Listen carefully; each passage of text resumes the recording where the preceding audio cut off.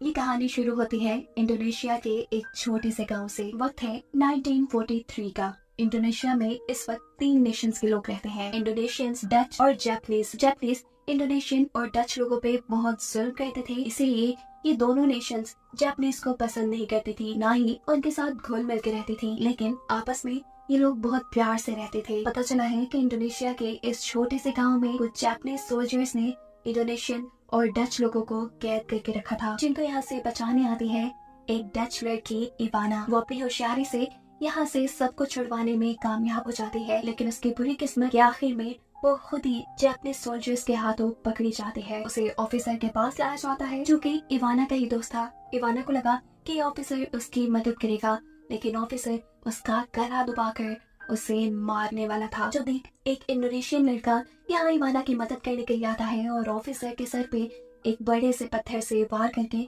उसे बचाकर यहाँ से ले जाने लगता है। ये लड़का भी इवाना का ही दोस्त था और जापानीज सोल्जर की कैद में था। अभी इवाना की वजह से छूटा था।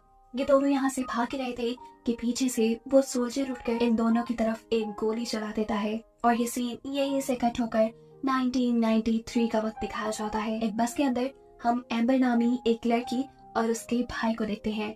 पता चला है कि उसके पेरेंट्स की एक कार एक्सीडेंट पे मौत हो गई है और उसी एक्सीडेंट की वजह से वो भी अब ठीक तरह से देख नहीं पाती। उसे सब कुछ धुंधला दिखाई देता है, इसीलिए एम्बर का भाई हमेशा उसका ख्याल रखने के लिए, उसको गाइड करने के लिए उसके साथ रहता है। कुछ ही देर में एम्बर अपनी मंजिल पे पहुंच जाती है।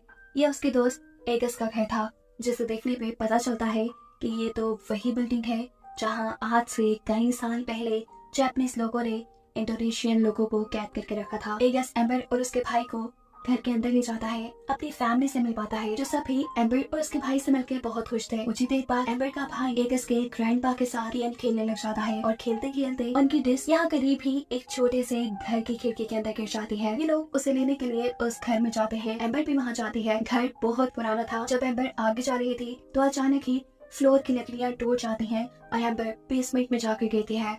उसकी मदद करने को फौरन उसके भाई और उसका दूसरा साथी यहाँ आते हैं और उन्हें ये जगह काफी इंटरेस्टिंग लगती है। इधर से ही उन्हें एक अजीब सा बॉक्स मिलता है, जिसे लेकर वो अपने घर आ जाते हैं। उन्होंने एक स्टैचू भी देखा था जिसका सर नहीं था। घर आने पर जब ये बॉक्स खोलते हैं तो उसके अंदर से उन्हें सबसे पहले डायरी मिलती है, जो इवाना की डायरी थी, यानी उसी लड़की की जिसे हमने मूवी के पहले सीन में देखा था। डायरी में लिखा था कि इवाना के पेरेंट्स किसी न किसी हादसे में मारे गए थे। वो घर भी इवाना का था और ये बॉक्स भी। बॉक्स के अंदर जो इन्हें कैसेट मिली, जब ये लोग उसे चला के देखते हैं तो उसमें एक बहुत ही अच्छा सॉन्ग था। सबको पसंद आया और सभी डांस करने लगे। डांस करते करते अचानक ही घर की लाइट चली गई और कुछ करने को था नहीं, तो ये लोग सोने के लिए चले जाते हैं अपने घर पे बहुत सी कैंडल्स जलाकर। यहाँ हम नोटिस करते हैं कि अचानक रात में उनके घर का मेन डोर खुल जाता है। एगस, जो एम्बर का दोस्त है और इस घर का ओनर है, वो बाहर चेक करने जाता है, लेकिन बाहर कोई भी नहीं था। सब सोने के लिए लेट चुके थे। इस घर के हर कमरे में रेडियो टेलीकॉम्स लगाए गए थे ताकि हर कोई एक दूसरे से कांटेक्ट कर पाए। एम्बर को अपने रूम के रेडियो टेलीकॉम के अंदर किसी की आवाज आती है, ऐसी जैसे वो उसे उसके रूम से बाहर बुला रही हो। एम्बर आवाज सुन के बाहर आ जाती है और बाहर आने पे एम्बर को सब कुछ ऐसा नजर आ रहा था जैसे उसकी नजर खराब ही ना हो। यहाँ उसके सामने जैसे एक फिल्म चलने लगी थी। उसे वो वक्त नजर आ रहा था जिस वक्त में इवाना अपने साथियों को बचाने के लिए इस घर में आई थी, यानी आज से कई साल पहले का वक्त। पता चलता है कि कहानी के पहले सीन में जहाँ जापानीज ऑफिसर ने इवाना और उसके फ्रेंड की तरफ गोली चलाई थी, तो असल में इवाना के फ्रेंड को लग गई थी। उसकी जान बचाने के लिए इवाना दोबारा उसे इसी घर के अंदर ले आई। उसे जान बचाने के लिए यहाँ के सभी इंडोनेशियन लोगों से मदद मांगी, जिनको अभी उसने बचाया था, जिन्होंने इवाना की कोई मदद नहीं की। अभी वो यही चीजें देख रही थी कि अचानक रूम से एम्बर का भाई बाहर आ जाता है। उसकी आवाज सुनकर वो चौंक जाती है। उसे कुछ समझ नहीं आया। वो रूम में वापस जाकर लेट गई। ये सब उसका वियन था। रात में दोबारा उनके घर के दरवाजे खुले। इस टाइम पर उनका म्यूजिक प्लेयर भी चलने लगा था, जिसकी आवाज एगस की ग्रैंडमा को आती है। इसे बंद करने के लिए जब वो बाहर आई तो उन्हें अपने घर पे सर कटा स्टैचू दिखा, वही स्टैचू जो हम इनके साथ वाले घर की बेसमेंट में देख चुके थे। इसे देखते ही ग्रैंडमा डर कर वहाँ से भाग जाती हैं। वॉशरूम में अपने आप को लॉक कर चुकी थी, लेकिन जो कोई भी था वो उनसे पहले ही वॉशरूम में आ चुका था। वो पीछे से ग्रैंडमा के सर को पकड़ लेता है। ग्रैंडमा को नजर आते हैं तो बहुत ही खौफनाक से हाथ जो एकदम से उनकी गर्दन को उसके सर से अलग कर चुके थे और ऐसे ग्रैंडमा मारी जा चुकी थी। आज ईद का दिन था। सब लोग जल्दी उठ गए थे। सभी देखते हैं कि उनके घर के बिल्कुल दरमियान में वही स्टैचू रखा है जिसे वो बेसमेंट में छोड़ आए थे। एक को लगा कि उसका भाई शरारत में उनके साथ प्रैंक करने के लिए ये स्टैचू यहाँ ले आया है। इस पे लोग ध्यान नहीं देते। मेanwhile दूसरी तरफ एम्बर अपने साथ रात को होने वाले सारे वाक़ये के बारे में एगस के ग्रैंडपा को बताती है, जिन्हें उसकी बातों पे यकीन ही नहीं आ रहा था। खैर, अब ये लोग नाश्ता शुरू करते हैं और उससे पहले एक पिक्चर बनाने का डिसाइड करते हैं। इन्हें फील होता है कि उनके यहाँ पे ग्रैंडमा है ही नहीं। सब उन्हें ढूंढने लग गए। उन्हें ढूंढते ढूंढते एम्बर एक बाथरूम के पास आ गई। उसे सब धुंधला नजर आ रहा था। उसने महसूस किया कि ग्रैंडमा के सर को उसकी बॉडी से अलग करके बहुत ही बुरे तरीके से मारा गया था। ये सब महसूस करके वो डर गई। उसे जोर से चीख मारी। उसकी आवाज से सब यहाँ आते हैं और ग्रैंडमा की ऐसी हालत देखकर बहुत ज्यादा डर जाती हैं। ये काम कौन कर सकता था? केस को सॉल्व करने के लिए वो पुलिस को बुलाते हैं, लेकिन पुलिस भी बॉडी की ऐसी हालत देखकर घबरा चुकी थी। इस टाइम तो बॉडी के ऊपर बहुत से कीड़े भी चढ़े हुए थे। उससे डरकर वापस गाड़ी में बैठ जाते हैं और अपनी फोर्स को बुलाने के लिए कांटेक्ट करते हैं। वो यहाँ से खुद भी जाना चाहते थे, लेकिन बारिश की वजह से कुछ भी नहीं कर पा रहे थे। देखते ही देखते रात हो गई और आधी रात में दोबारा एम्बर को म्यूजिक चलने की आवाज आई। जैसे ही वो म्यूजिक प्लेयर के पास आती है तो इस वक्त दोबारा उसे सब क्लियर नजर आने लग जाता है और इवाना की कहानी एक मर्तबा फिर कंटिन्यू होती है। दिखाया जाता है कि इवाना जिन इंडोनेशियन लोगों को यहाँ बचाने आई थी, वही इंडोनेशियन लोग इवाना को इस लड़के से अलग कर देते हैं।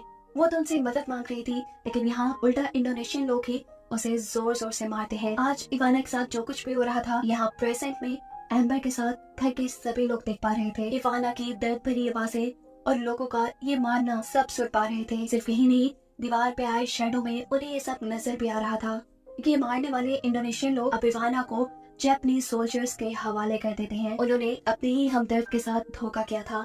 जापानीज सोल्जर भी यहाँ इवाना को खूब टॉर्चर करते हैं, अपनी गन से मारते हैं और गुस्से में इवाना सभी लोगों को कहती है, देखना मेरा हिसाब यही पूरा नहीं होगा। मैं अपने खून के एक एक कतरे का बदला लेने के लिए वापस जरूर आऊंगी और हर इंडोनेशियन और डच लोगों को मारकर अपने खून की प्यास बुझाऊंगी। ये बातें सुनकर जापानीज सोल्जर को गुस्सा आ जाता है और तो अब इवाना के ऊपर ऐसा बुरा हमला करता है कि उसका सर बॉडी से अलग हो गया। शैडो देखने वाले एम्बर और यहाँ सारे लोग ही देखकर डर गए। इन्होंने देखा कि जापानीज सोल्जर ने इवाना का सर उठाकर बाहर कुएं में फेंक दिया था, जबकि इवाना का जख्मी बॉयफ्रेंड इवाना की बॉडी को जैसे तैसे उठाते हुए यहाँ साथ वाले छोटे से बने घर के बेसमेंट पे ले गया।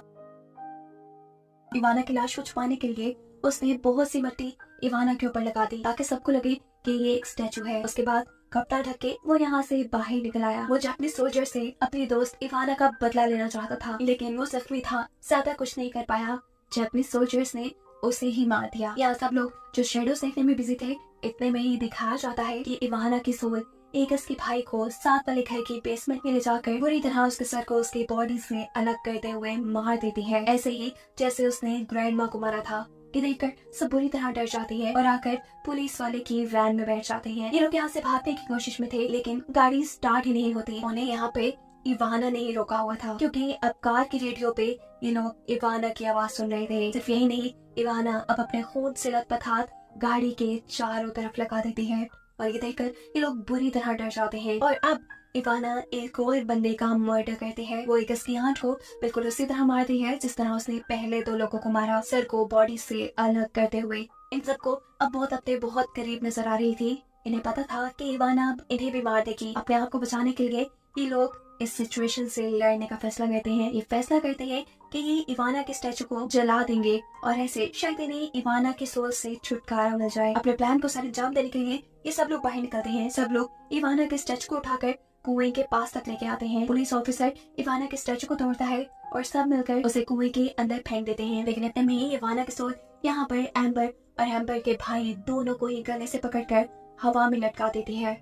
इन दोनों को बचाने के लिए उनके साथी ने इवाना की सोल के ऊपर पीछे से एक हथौड़ी से वार किया, जिसकी वजह से इवाना के सोल के हाथ से ये दोनों ही छूटकर कुएं में गिर गए। यहाँ ऊपर से पुलिस वाला इनके पास एक लाइटर फेंकता है ताकि ये लोग इवाना की बॉडी को जला सके। इवाना, जिसे नजर बहुत कम आता था, वो बहुत ही मुश्किल से यहाँ पे लाइटर ढूंढ पाती है और जैसे ही उसे लाइटर मिल जाता है, इससे पहले कि वो इवाना की बॉडी को जला पाती, यहाँ कुएं के अंदर भी इवाना के सोल आकर उसके गले को पकड़ लेते हैं। यानी वो भी अब एम्बर का गला तोड़कर उसे मारने वाली थी। पर वक्त रहते ही यहाँ ये लाइटर एम्बर का भाई पकड़ लेता है और वो यहाँ पे इवाना की लाश को आग लगा देता है। दिखाया गया कि इवाना की सोल जल गई, शायद वो आजाद हो गई थी और फाइनली इन दोनों की जान उससे बच गई थी।